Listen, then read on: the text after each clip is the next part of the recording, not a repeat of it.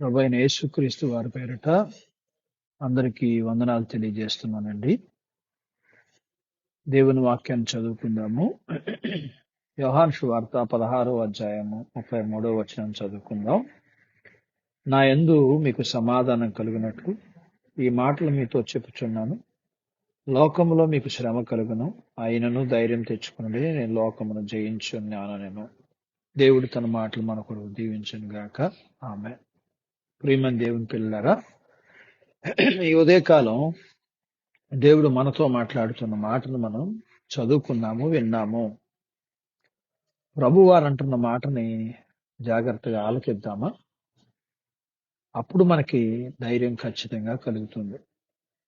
ప్రభువారు చెప్పారు, ఈ లోకంలో మీకు శ్రమ కలుగును, అయినా ధైర్యం తెచ్చుకోండి అని చెప్తున్నారు.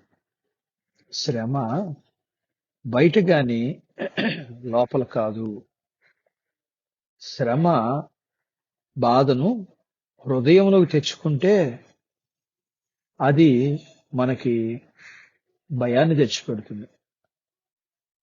మన హృదయంలో ధైర్యాన్ని గనక మనం జాగ్రత్త చేసుకోగలిగితే శ్రమ బాధ మనల్ని ఏం చేయలేదు. ఒక మాట చెప్తాను ప్రియులారా.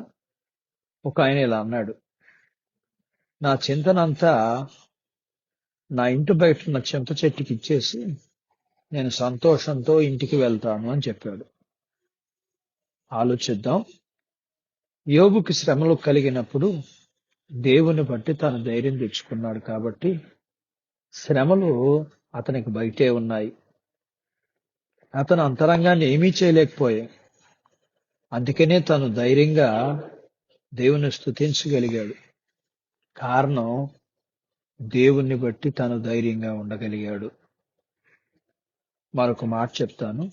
ఒక అతను ఇలా అన్నాడు, నేను సముద్రంలోకి అలలు రానప్పుడు సముద్రంలోకి వెళ్తాను, అలలు వస్తున్నాయి కాబట్టి నేను వెళ్ళను అన్నాడట.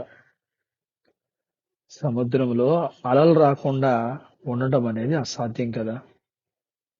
అది సృష్టిలో, అది సూర్యచంద్ర నక్షత్రాలను బట్టి వాటి యొక్క గురుత్వ ఆకర్షణ బట్టి అలలు వస్తూ ఉంటాయి.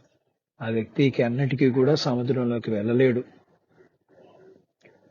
మన జీవితంలో ఎప్పుడు కూడా మనం ధైర్యంగా ఉండగలుగుతాం అని ఎప్పుడు మనం అనుకోగలుగుతామంటే, ప్రభు నాతో ఉన్నారు, ఏ శ్రమ అయినా సరే ఆయన నాకు సహాయం చేస్తారు అని మనం ప్రభువుని బట్టి ధైర్యంగా ఉండగలిగితే శ్రమలు ఎన్ని వస్తున్నా కూడా మనం ధైర్యాన్ని కోల్పోకుండా ఉండగలుగుతాం. శ్రమలు శరీరాన్ని బాధ పెడతాయి, మనస్సును కాదు. ఎవరిని ధైర్యం కలిగిన వారిని శ్రమలు ఏమీ చేయలేవు.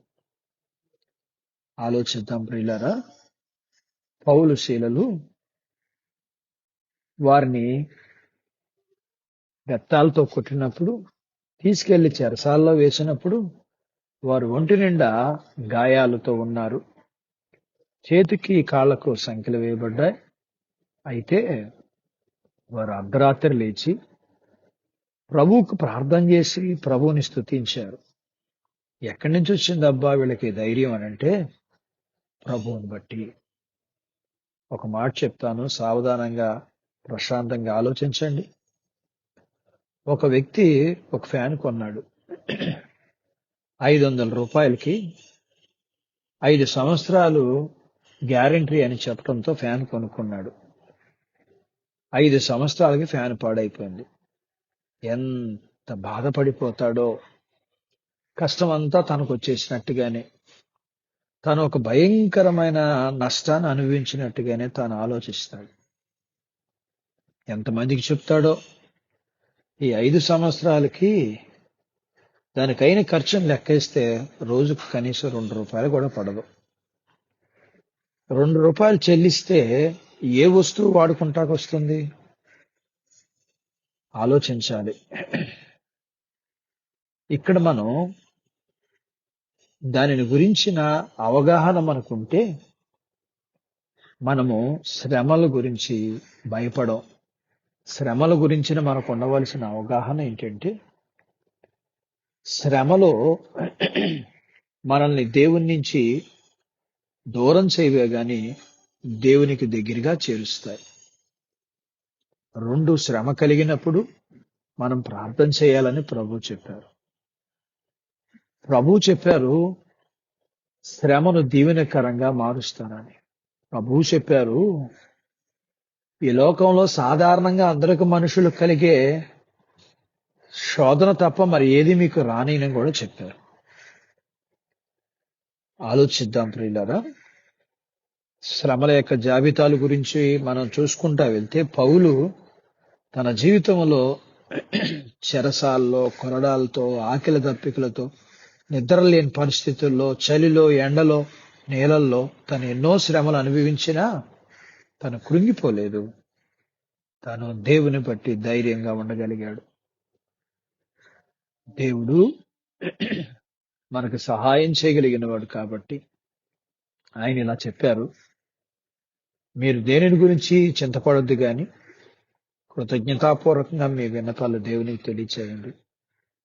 అప్పుడు దేవుని యొక్క సమాధానము మీకును మీ హృదయానికి, మీ తలంపులకి కావలై ఉండి సమాధానం కలుగుతుందని.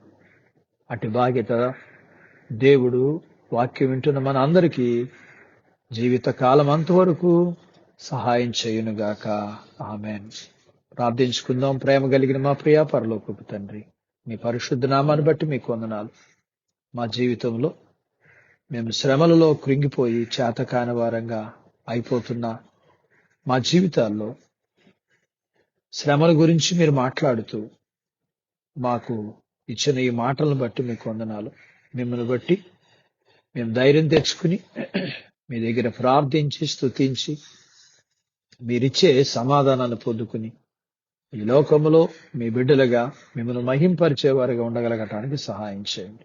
వాక్యం వింటున్న ప్రియులందరినీ, కుటుంబీకుల్ని, పెద్దవారిని, చిన్నవారిని, యవనస్తుల్ని, ప్రతి వారిని వారు చేసుకునే ప్రతి విధమైన మరి ఆ జీవనాధిపతుల్ని వారి యొక్క అన్ని విషయాల్లో మీ యొక్క దీవెన అనుగ్రహించి నడిపించమని యేసు ప్రభువారి నామములో ఈ ప్రార్థన మీకు చేస్తున్నాము తండ్రి.